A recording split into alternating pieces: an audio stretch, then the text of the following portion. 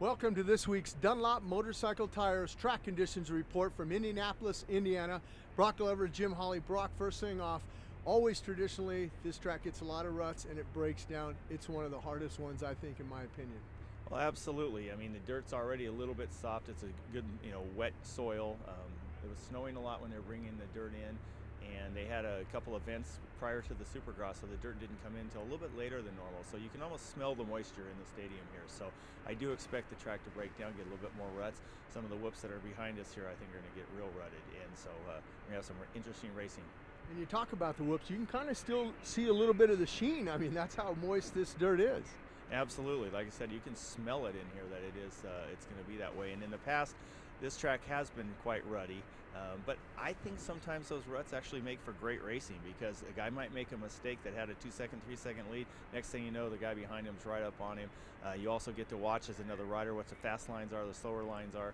So, we might have some outstanding racing. And the part that's super exciting is this is the first 250 East-West Showdown, and I'm really excited. Yeah, and you mentioned that Showdown, like you said, the West Coast guys, we haven't seen them since San Diego. They've been on a little bit of a hiatus, but the guy leading the points over there, Aaron Plessinger, he won here in 2016. He likes the ruts. Oh, absolutely. This is really a local race for him, and he's a fantastic rut rider, one of our very best. So the West Coast guys are just chomping at the bits. They haven't been racing in a while.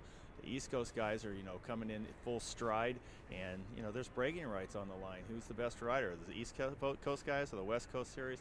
So I'm really excited to see that, and you're going to see a main event packed with the 22 best East 250 riders, so it's going to be really great. I want to ask you, when the riders are out there and they come in after their free practice or even their first qualifying session, the track's starting to get a little ruddy, what are some of the issues that they're coming back to Dunlop and asking, like, hey man, the front end's kind of grabbing here. What would you do to change something like that or help some of these guys? Well, it's a great point that you make there, Jim. It's, sometimes when the track gets too rutted or it gets a lot of extra traction, guys sometimes are looking for a little extra, I guess, a less grab.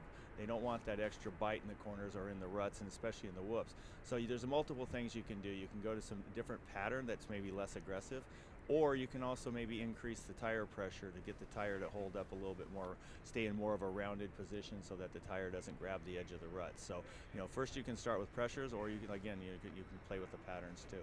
You talk about pressures, traditionally 12, 12 and a half. Would you go up to 14, or it's just minute little increments, like maybe just 13, that's good enough? Yeah, absolutely. I mean, guys can go up a half a pound or even a full pound. In the front, you can get all the way up, maybe even up to the 14 level. In the rear, they usually stick right around the 12, 12 and a half area.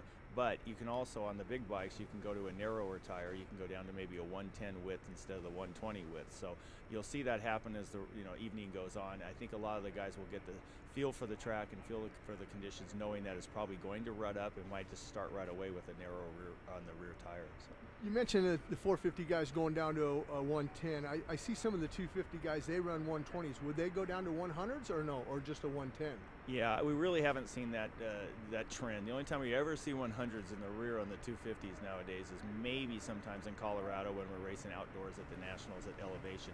But in general, there are almost as many guys on the 250 running the 120 rears as we have in the 450, which is a little out of the norm, not something that you would expect, but it is what's happened. And that being said, we might see some of the 250 guys that have been running the 120s in the past also drop down to the 110.